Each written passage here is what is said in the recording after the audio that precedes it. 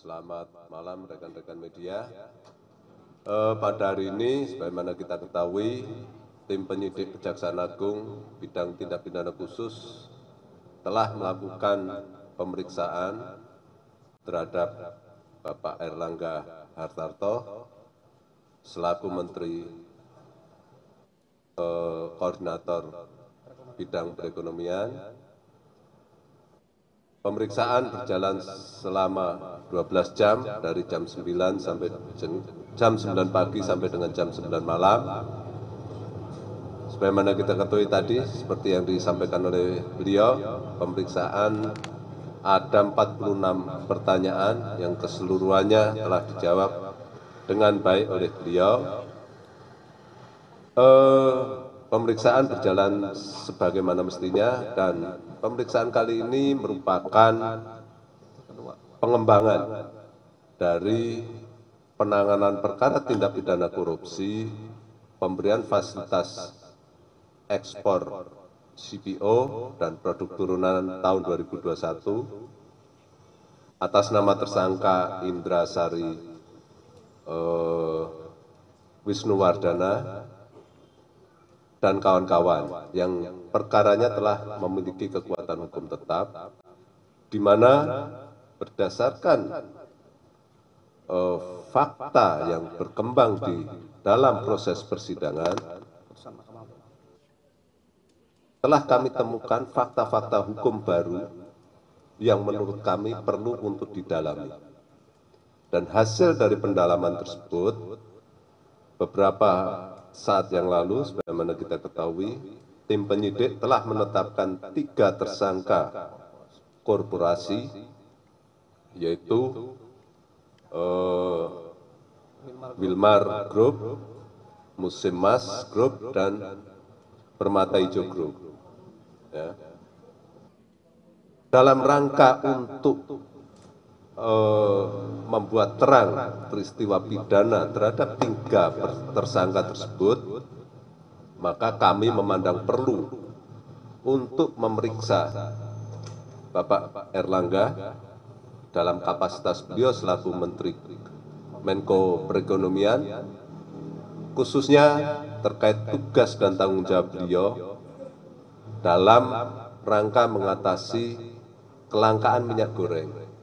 Sebagaimana kita ketahui, dalam proses penanganannya, ternyata belakangan kita ketahui telah menimbulkan kerugian keuangan negara. Mungkin itu yang hendak kita cari simpul-simpulnya. Mungkin demikian dari kami.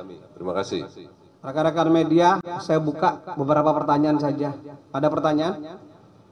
Depan.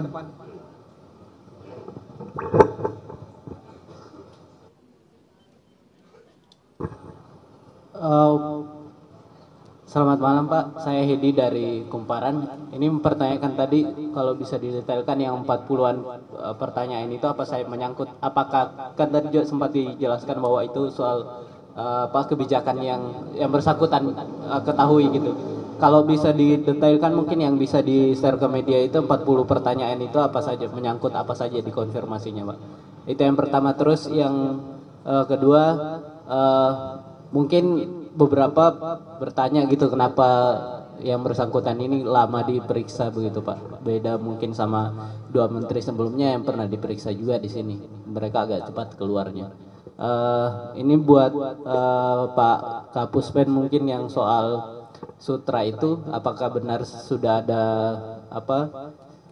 jaksa yang dicopot dari jabatannya yang diduga menerima menerima suap dari perusahaan nikel tersebut, gitu, Pak. Saya jawab yang ketiga ya, pertanyaannya, bahwa dalam waktu 1 bulan yang lalu saya sudah pernah merilis terkait dengan pelanggaran disiplin berat dari oknum 3 oknum jaksa. 3 orang dilakukan pencopotan terhadap jabatan dan jaksanya. 1 orang tenaga tata usaha dilakukan penundaan pangkat. Jadi 3 orang mendapatkan hukuman yang cukup berat, disiplin berat. Yang 1 orang mendapatkan hukuman yang sedang. Ya, saya kira cukup itu ya. Saya tidak mau menyampaikan secara gamblang karena itu data yang saya peroleh dari pengawasan. Silakan Pak, lanjutkan. Terima kasih, saya coba menjawab.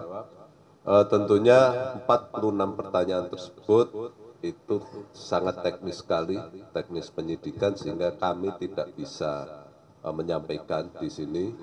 Namun yang jelas, inti dari pemeriksaan kami adalah untuk mengetahui sejauh mana sih tindakan-tindakan penanggulangan dari Kementerian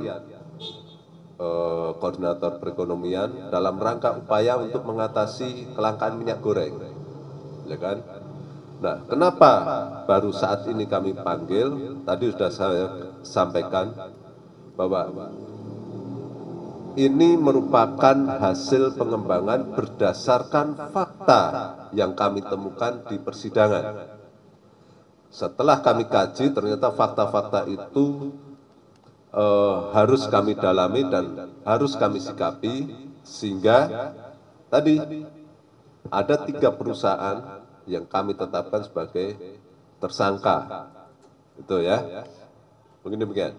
Ada lagi pertanyaan? Maju di depan kalau mau nanya. Di depan dulu. Tadi angkat tangannya depan. Saya Dani Pak dari Bisnis Indonesia. Saya punya satu pertanyaan aja. Dari 46 pertanyaan itu, apakah didalami salah satunya terkait dengan nama Menko Perekonomian Airlangga Hartarto yang disebut dalam dakwaan atas nama terdakwa Webinanto atas nama Lincewe? Apakah itu didalami juga, karena kita ketahui juga Bapak Webinanto ini adalah salah satunya tim asistensi dari Menko Perekonomian. Terima kasih. Ya, tentunya segala hal yang menurut hemat kami bisa membuat terang peristiwa pidananya pasti kami dalami. Ya, tentu tetap kita asasnya adalah ada tidak alat buktinya.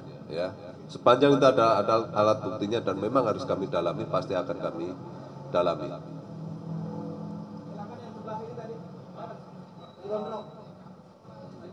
Ya.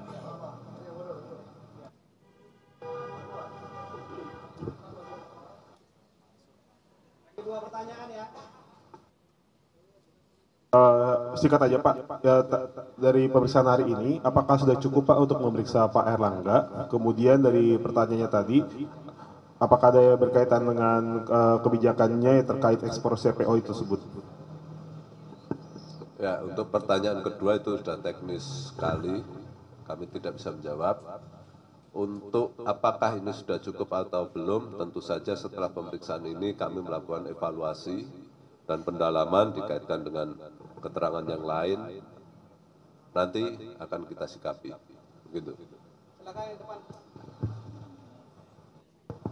Izin Pak Ketut, Pak Kutandi, saya Rohman dari Lojatis. Singkat saja Pak, terkait peranan atau keberadaan Pak Airlangga dalam pemeriksaan hari ini, dari Kejagung, regulasi atau belit hukum apa yang menjadi landasan Pak Airlangga itu patut diduga terlibat? Karena memang kan apa-apa yang dilakukan Kejagung, satu melalui fakta persidangan, kedua memang ada belit hukum atau regulasi yang memungkinkan seorang pejabat negara atau pejabat negara itu diduga patut terlibat. Sementara itu Pak, thank you. Terima kasih. Tentu saja kita, tapi saya koreksi ya, bukan terlibat. Ya, ini masih kita konfirmasi keterangannya terkait jabatan dan kedudukannya. Ya, tentu kami harus mengetahui tentang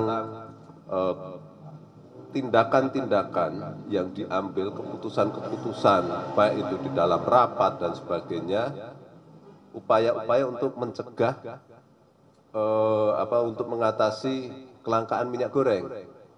Ya, tapi kita tahu sendiri bahwa di dalam persidangan perkara yang terdahulu ternyata terbukti bahwa langkah-langkah yang diambil pada saat itu telah merugikan keuangan negara.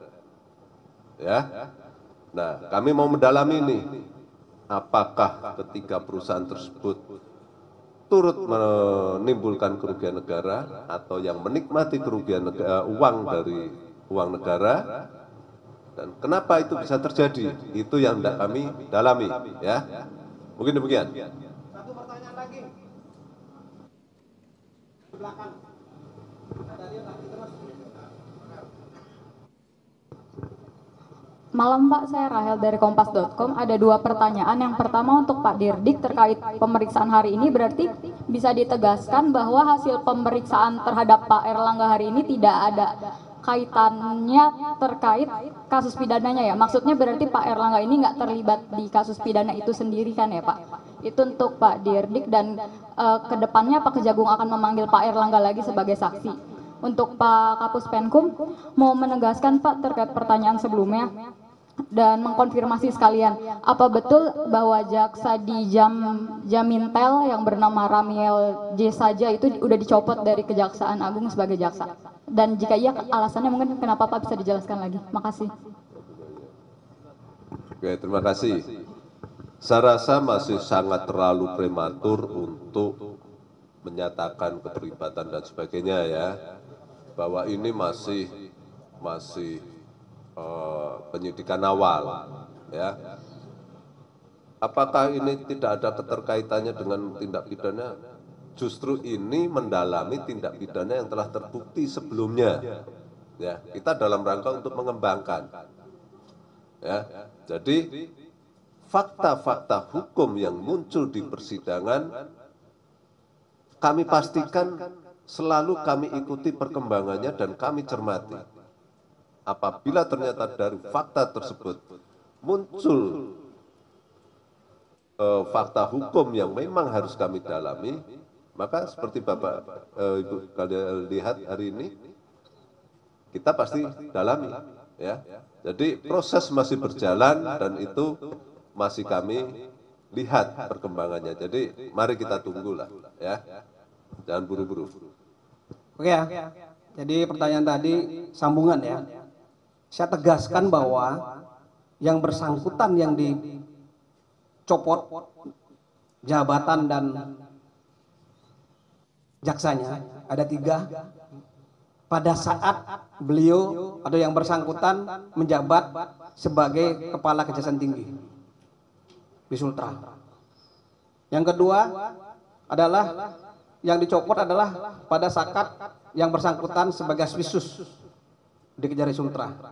Dan yang ketiga adalah sebagai koordinator eselon 3. Ya. Saya kira rekan-rekan media sudah paham itu, bukan pada saat yang bersangkutan menjabat sebagai direktur Jamintel. Saya kira itu ya jelas ya. Saya kira itu teman-teman media, terima kasih atas kehadirannya. Salam sehat dan bahagia untuk kita semua. Assalamualaikum warahmatullahi wabarakatuh dan Om Santi Santi Om.